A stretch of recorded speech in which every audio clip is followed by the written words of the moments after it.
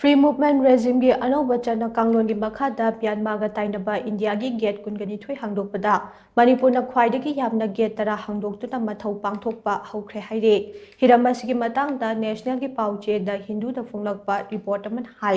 India Myanmar gamkhai da crossing point gate nifu humdoi leibagi manungda gate kuni thui hangdokre Free movement regime FMR gi anauba chana kanglon gi makhata hangdokhiba gate kuni thui asigi manungda Manipur da gate tara Mizoram amasung Nagaland da gate manga amade Arunachal Pradesh da gate ani hangdoktuna mathau pangthokpa haukhre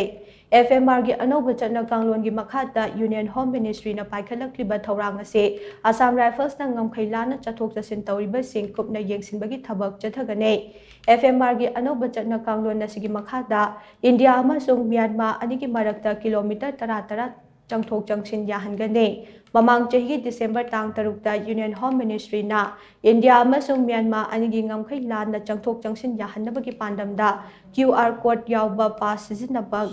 sizinanaba kanglon ama semba laikhre FMR gi nauna semlaba chana kanglon na sigi makhada Ministry of Home Affairs na Indo Myanmar ngamkhai lan na changthok changsin yahanaba crossing point nifu humdoi